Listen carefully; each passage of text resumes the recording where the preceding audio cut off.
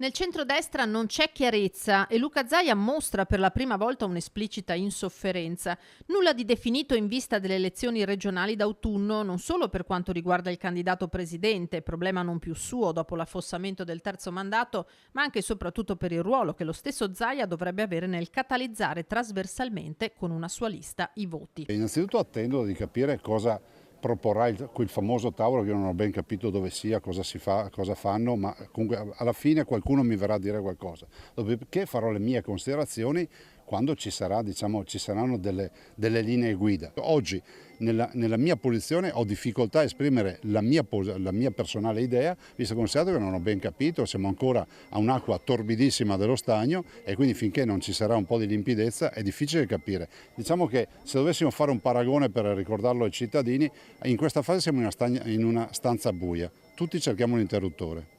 Cercheremo di capire che lo trovo l'interruttore. Se finora è stato lui quello additato come indeciso su cosa voleva fare una volta smessi i panni di governatore, è il tira e molla nel centrodestra ora a indispettirlo, ben sapendo di essere depositario di un tesoretto, quella lista Zaia di cui Fratelli d'Italia non vuole neanche sentir parlare e che i sostenitori della corsa in solitaria della Lega considerano invece come un asso nella manica.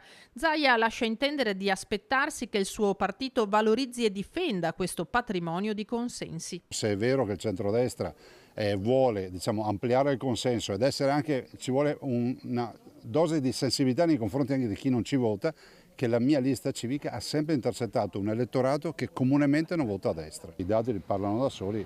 L'ultima statistica che è uscita dice che una lista come la mia può arrivare al 40-45%, cercheremo di capire il centrodestra se vuole valorizzare oppure no. Numeri che rispecchiano un gradimento costantemente alto nell'elettorato, anche se l'ultima classifica del Sole 24 Ore sui governatori più amati della penisola vede Zaia scalzato dal primo gradino del podio dal collega del Friuli Venezia Giulia Massimiliano Fedriga. Questione di decimali, taglia corto il presidente veneto. Sono sondaggi, lasciano sempre il tempo che trovano, sentite, ne hanno fatti 3, su 2 sono primo da 15 anni, su 1 sono secondo per lo 0, qualcosa, vabbè, va bene, tutto quello che non strozza ingrassa.